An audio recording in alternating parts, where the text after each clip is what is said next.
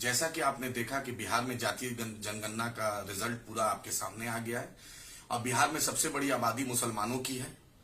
शेख बिरादरी की है, सुरजापुरी बिरादरी की है, शेखरा बिरादरी की है, कुलैया बिरादरी की, अंसारी भाइयों की है।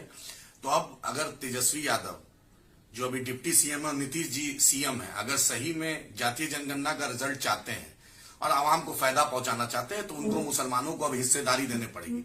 आज मुसलमान लगभग 18% बिहार में है, सबसे बड़ी जाति है, लेकिन सिर्फ 5 मंत्रालय, वो भी क्या मंत्रालय आपके सामने है। कोई लॉ मिनिस्टर है जो 38 पीपी नहीं बहाल कर सकता है।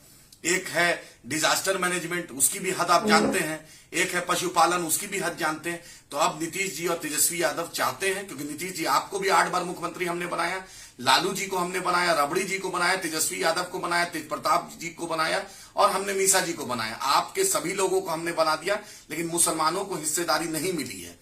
ये 18% आबादी अब चुप नहीं रहेगी। हैदराबाद में डिप्टी सीएम, तेलंगाना में थे, होम मिनिस्टर है। आखिर बिहार के मुसलमानों को आप क्या दिखाना चाहते हैं? इतनी बड़ी आबादी के साथ आप कब तक खिलवाड़ कीजिएगा?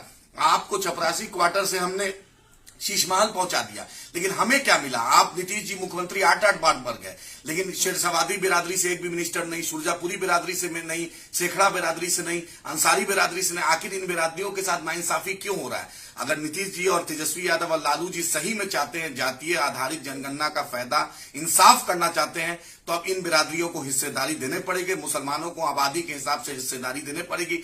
एमआईएम इसकी पुरजोर वकालत करती है और एमआईएम जद्दोजहद करेगी, लड़ाई करेगी और पूरे बिहार के मुसलमानों को, दलितों को ये बात बताना चाहते हैं कि आपको हिस्सेदारी लेना पड़ेगा। मुसलमान को और डिप्टी सीएम और दलित को बनाना पड़ेगा। अगर महागठबंधन की सरकार सिर्फ हमारा वोट नहीं ले, हमें हिस्सेदारी भी चाहिए।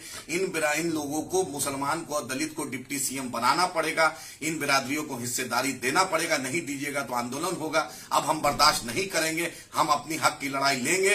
लोकसभा सामने है, विधानसभा सामने है। अब हिस्सेदारी की बात होगी। जिसकी जितनी भागीदारी उसकी उतनी हिस्सेदारी। ये लालू जी कहते थे, आज वक्त आ गया हमें हिस्सेदारी देने की। हम लड़ाई लड़ेंगे, जद्दोजहद करेंगे और आपसे, सरकार से मांग करते हैं कि हमें हिस्सेदारी दिया जाए।